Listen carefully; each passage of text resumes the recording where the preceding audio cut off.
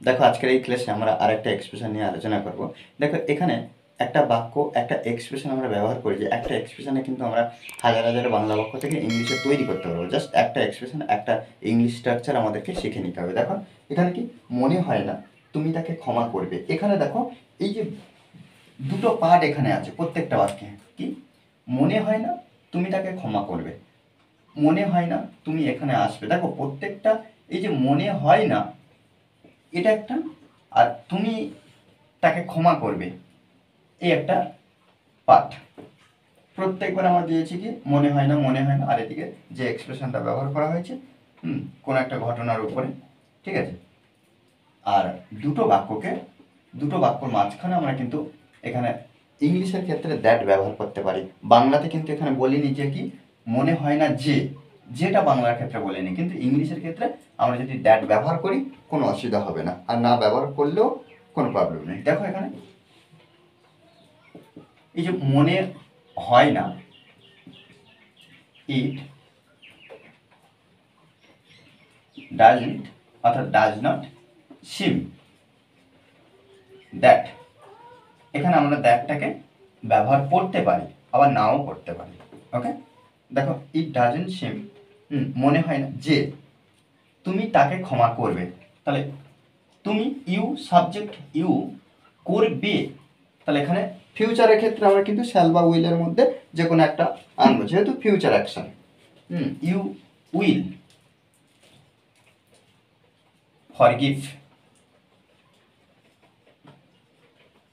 Forgive, I'll forgive কাকে, তাকে, হিম। ওকে, প্রত্যেকবারে কিন্তু আমরা এখানে দ্যাট ব্যবহার করছি বাক্যটা সৌন্দর্য আনার জন্য। মনে হয় না তুমি এখানে আসবে, তাহলে মনে হয় না যে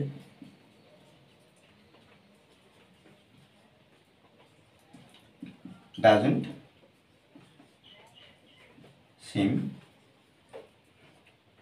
দ্যাট তুমি এখানে আসবে, মনে হয় না যে তুমি এখানে আসবে, তাহলে you will come here. Okay, will come here, তুমি এখানে আসবে। মনে হয় না সে সুস্থ হয়ে উঠবে,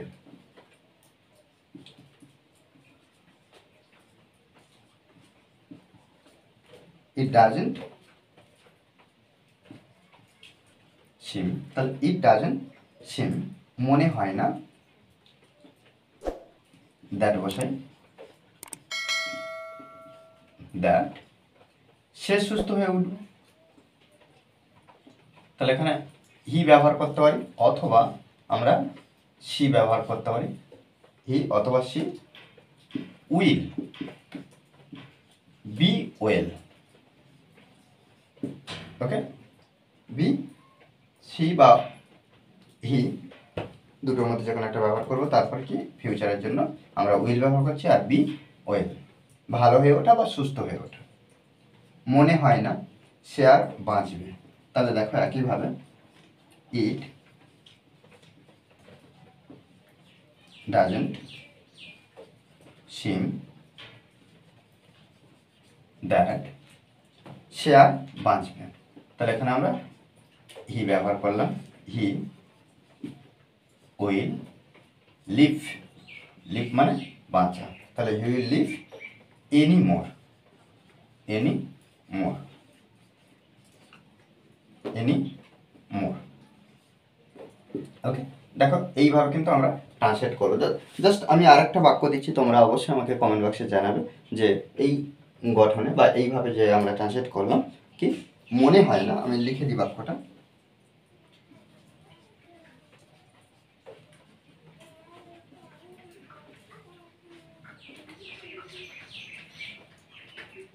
আচ্ছা যে ব্যবহার করছি এখানে মনে হয় না, যে ব্যবহার করছি বাংলার ক্ষেত্রে, না করলেও অসুবিধা নেই, এইভাবে আমরা ব্যবহার করতে পারি এখানে কিন্তু, ঠিক আছে। মনে হয় না, মনে হয় না কি যে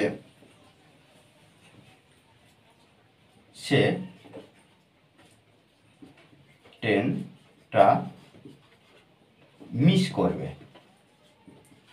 করবে, তাহলে বাক্যটা কি মনে হয় না যে বা মনে হয় না সে ট্রেনটা মিস করবে। দেখো এই বাক্যটা আমাকে অবশ্যই কমেন্ট বক্সে জানাবে। আর এইভাবে কিন্তু আমাদের অনবরত প্র্যাকটিস করতে হবে, প্র্যাকটিসের বিকল্প নেই।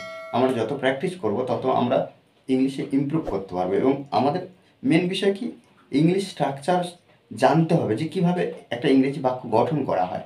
এগুলো কিন্তু আমাদের জানতে হবে। ডেইলি লাইফে যে বাংলাতে কথা বলি সেগুলো বারবার আমাদের ইংলিশে করার চেষ্টা করতে হবে নিজে থেকে। ওকে। আর এই ক্লাসটি যদি ভালো লাগে অবশ্যই লাইক কমেন্ট শেয়ার। আর যারা এখনো পর্যন্ত এই চ্যানেলটি সাবস্ক্রাইব করেননি তারা অবশ্যই চ্যানেলটি সাবস্ক্রাইব করে পাশে থাকবেন। Okay, thanks for watching this video.